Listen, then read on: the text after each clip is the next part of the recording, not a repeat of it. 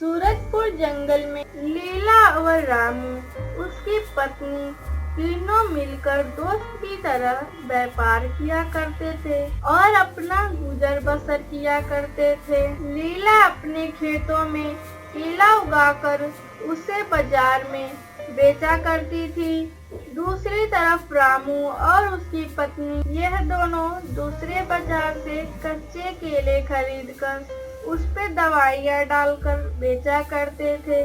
किसी तरह तीनों का व्यापार चल रहा होता है। तभी एक दिन अचानक बाजार में सारे पक्षी लीला का केला खरीद रहे थे, जबकि रामू का केला कोई नहीं खरीद रहा था। लीला, तुम्हारा केला बहुत अच्छा लगता है। लीला, तुमने अपने केले में कुछ जादुई चीज डाल रखी है क्या?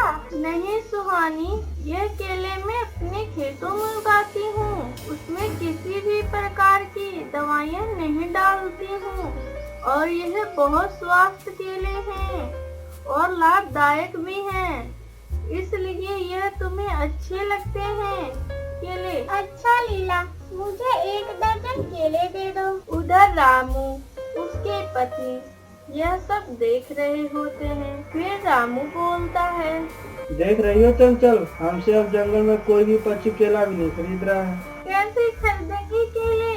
हम दूसरे बाजार से केले खरीद कर लाते हैं और उस पर दवाइयाँ डालकर उसे बाजार में बेच देते हैं।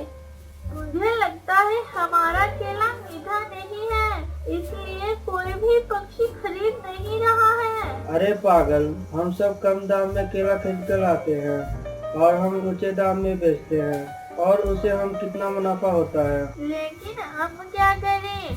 सारे पक्षी उस लीला से ही केले खरीद रहा है, हमसे तो कोई खरीदता भी तो नहीं है। अब हम क्या करें? अरे चुप कर, कुछ सोचने दे मुझे। तभी रामू के दिमाग में एक विचार आता है।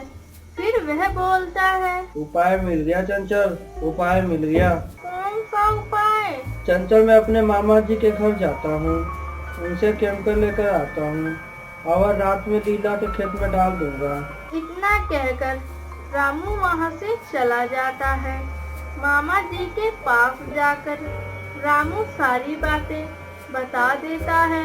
फिर मामा जी बोलते हैं, रामू, तुम चिंता ना करो, यह केमिकल ले जाकर लीला के खेत में डाल देना और उसके केले का पेड़ सूख जाएगा।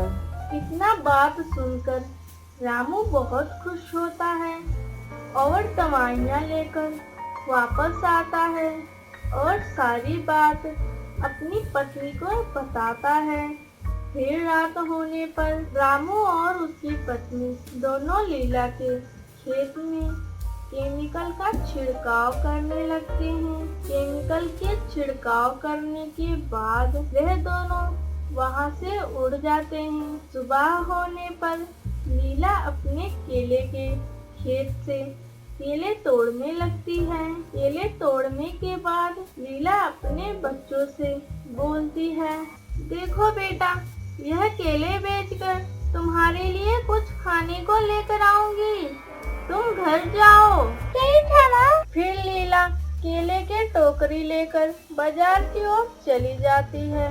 बाजार में जाकर लीला हमेशा की तरह केले बेच रही होती है और सारे पक्षी केले खरीद कर ले जा रहे होते हैं। उधर चंचल और रामू लीला का केला देखकर बहुत चकित हो जाते हैं। फिर रामू बोलता है, अरे इस लीला का केला का पेड़ अभी तक सूखा क्यों नहीं?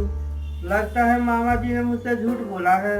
तभी चंचल बोलती है, अरे रामू, लगता है कि हमने कब केमिकल का छिड़काव किए थे, इसलिए केले का पेड़ सूखा नहीं है। तो अब क्या करें? तो रात को हम सारा दवाइयाँ डाल देंगे पेड़ में। ठीक है चंचल। होता भी ऐसा ही है। रात में फिर दोनों लीला के खेतों में ज्यादा दवाइयों का छिड़काव कर देते हैं और फिर उड़ जाते हैं।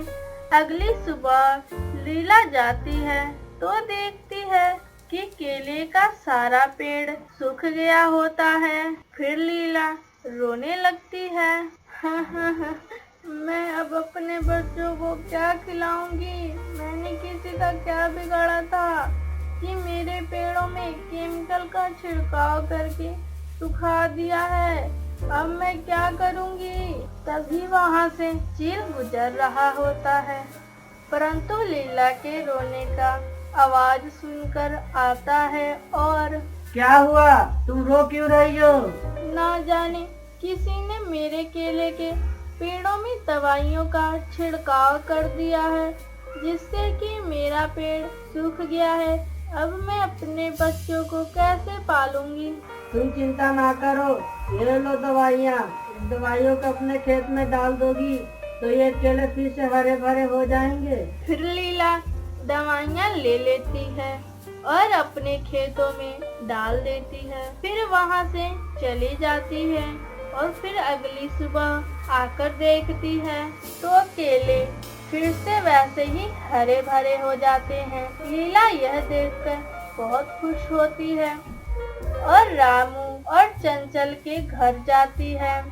उन्हें भी यह सारी बातें बता देती है। फिर सारी बातें सुनकर चंचल को बहुत अफसोस होता है। चंचल लीला से बोलती है, लीला हमें माफ कर दो, हम दोनों लालच में आकर तुम्हारे केले के पेड़ पर केमिकल का छिड़काव कर दिया था। तभी रामू बोलता है, लीला तुम बहुत मेहनती पक्षी हो और ईमानदार भी हो, हमें माफ कर दो। लीला यह सारी बातें सुनकर उन्हें माफ कर देती है और बोलती है, भाई मुझे इस बात की खुशी हो रही है कि तुम दोनों को अपनी गलती का एहसास हुआ। इतना कहकर लीला वहाँ से उड़ जाती है और अपना खुशी खुशी केले का व्यापार करती है।